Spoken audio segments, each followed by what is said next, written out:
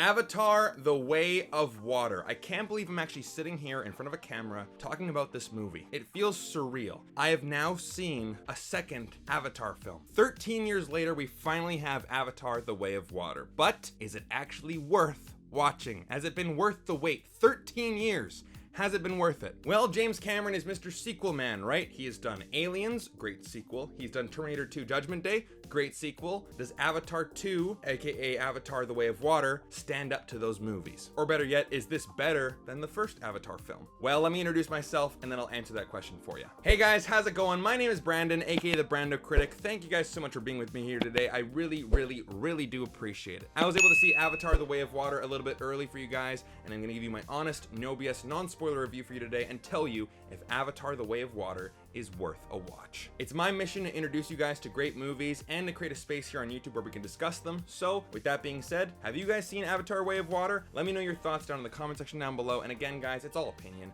There's no right or wrong answer. If you loved it, let me know. If you hated it, let me know. And if you disagree with me, let me have it. I can take it. So make sure you stick around to the end so that you know my rating, or else you might be going into a movie that might not be right for you. Now, let's begin. So Avatar: The Way of Water, directed by the man, the myth, the legend, James Cameron, the man who gave us the first Avatar film, Titanic, Aliens, True Lies, Terminator, and Terminator 2 Judgment Day. And it stars Sam Worthington, Zoe Saldaña, Stephen Lang, Sigourney Weaver, all returning cast members, but the new cast members, the two big names, are Cliff Curtis and one Kate Winslet, returning to the James Cameron universe from Titanic. And basically the story is, again, no spoilers, trust me, no spoilers. 15 years later, after the events of the first Avatar film, Jake Sully and Neytiri have a family now. But the Sky People, aka us humans, return to Pandora, and we're after something new this time. And to keep his family safe, Jake Sully believes that the best course of action is to take his family to the ocean with the Sea People to learn the way of water. So what are my thoughts on this movie? Well, I'm gonna use a phrase that I've heard used way too often, and I really hate to use this phrase because it is so overused, but it really does fit with this movie. This movie is not just a film. This movie is not just a movie. It's not just something you put on to pass the time for 3 hours. This is an experience. Now I know, don't roll your eyes at me. I know you're rolling your eyes at me. I can see that behind this camera. Trust me, I've heard this phrase used in every single movie review. I've heard it used for Black Adam. I've heard it used for the Suicide Squad. I've heard it being used for The Longest Ride, for crying out loud. But the reason why I use this phrase is because there are many moments in this movie, and in fact a large chunk of the middle, where the storyline and the plot are not necessarily moving forward. The narrative isn't progressing. It's just us being here on this new part of Pandora, and it's just beautiful. It was honestly like a transcendent religious experience where you're just looking at the screen and there's no dialogue. It's just sight and sound, and yet you are getting chills. I was getting chills down my body. I was crying. It was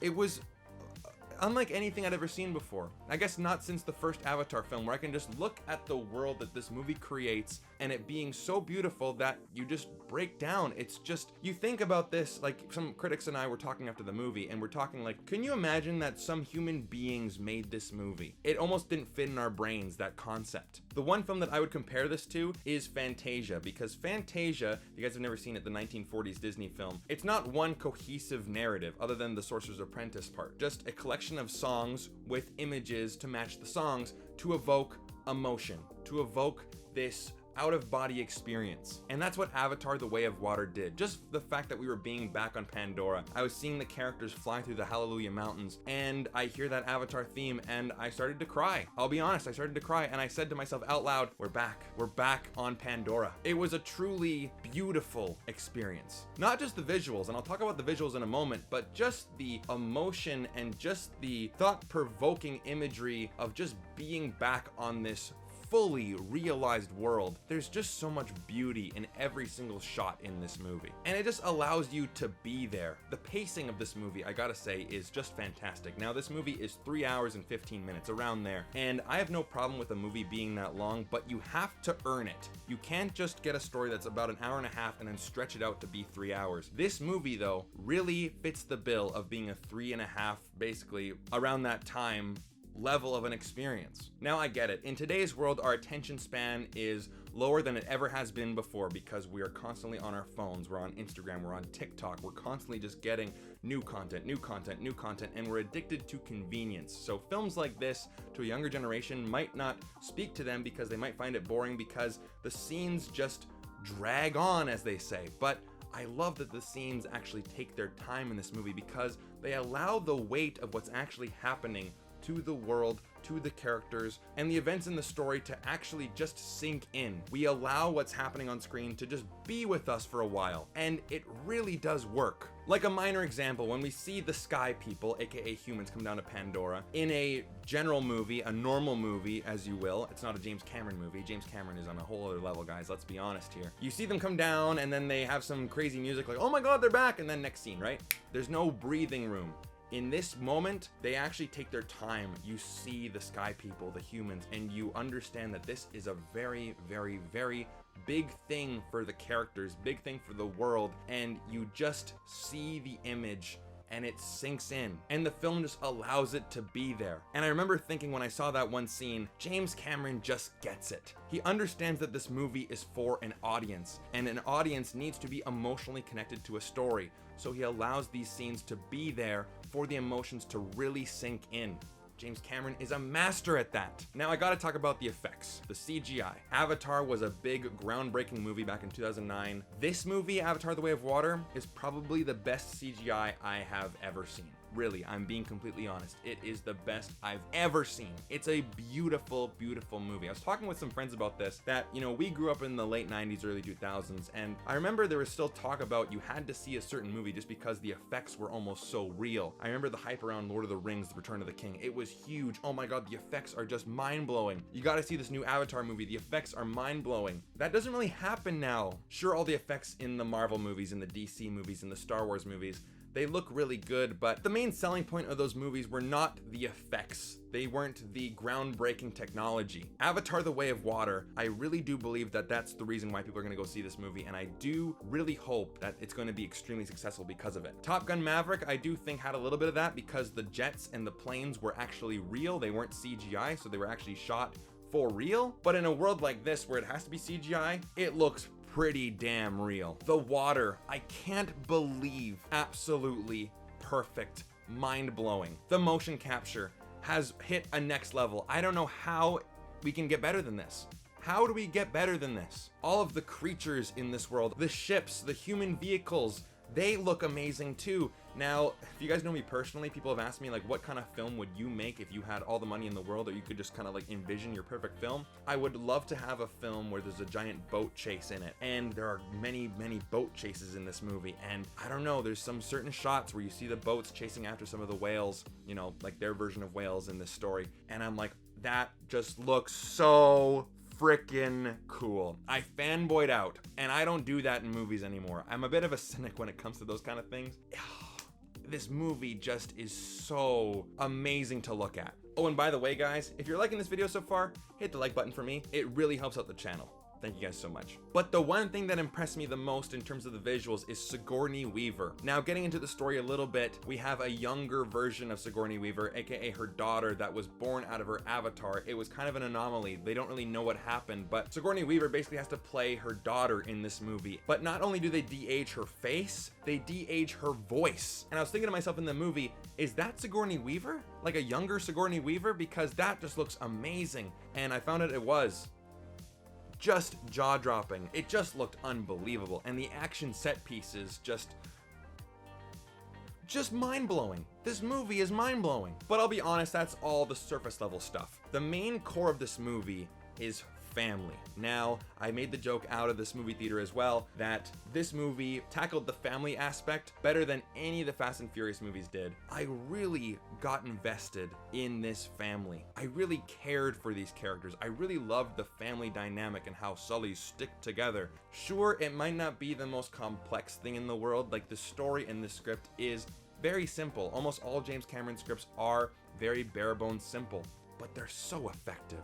What's that Shakespeare quote? Brevity is the soul of wit. Just keep it simple. And the family dynamic, it really tugs on the heartstrings. Some people might find that manipulative, but I cried in this movie. I mean, heck, I was an emotional wreck in this movie. Even the villain had more depth in this movie than he did in the original, and there's a father-son dynamic there as well. I will not spoil how Stephen Lang is in this movie. You can kind of guess it from the trailers, but I thought he was amazing too. And the music, the most serene, biblical sounding, beautiful score, that theme, that James Horner Avatar theme, I think in the original it's called Becoming One with the People.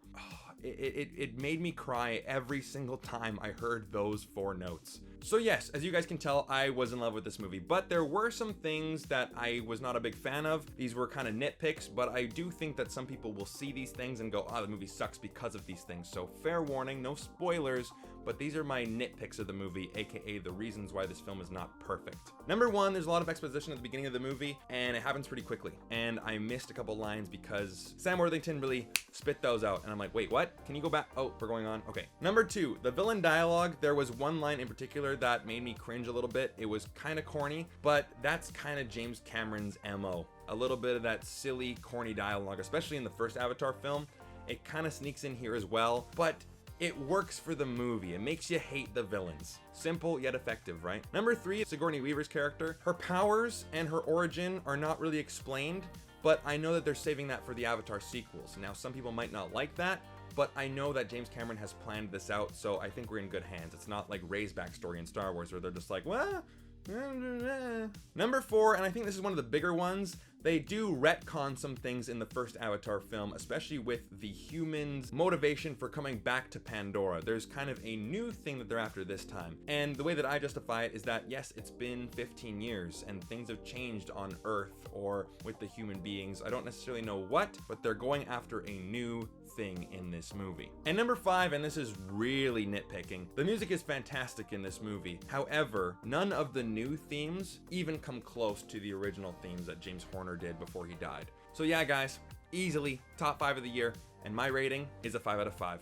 And yes, I do think this film is better than the first Avatar. So now you know my thoughts on Avatar: The Way of Water, but that still leaves you with one problem, and that is that I do not think that this is actually the best movie of the year. That title actually belongs to a different movie. But luckily enough, I do have a review of this movie on my channel, so make sure you stick around to the end screen so that you know what that is, so you can click on that video, know my thoughts of that movie, and then really get the best movie experience of the year, in my opinion. But don't sleep on this movie either. Trust me, you're gonna want to watch this in IMAX 3D. This is a transcendent experience. One that, you know, I'll remember for the rest of my life. So thank you guys so much for sticking with me to the end of the video. I really do appreciate it. If you guys like this video and you want to see more videos just like it, then definitely hit like and subscribe. And if you really want to support the channel on a deeper level, then come join my Patreon. The link is down below in the description. We have movie nights every single month, and I give you guys new movies every single month. So if that interests you, then click the link down in the description. Thank you so much for watching, and I'll see you guys in the next video. Take care.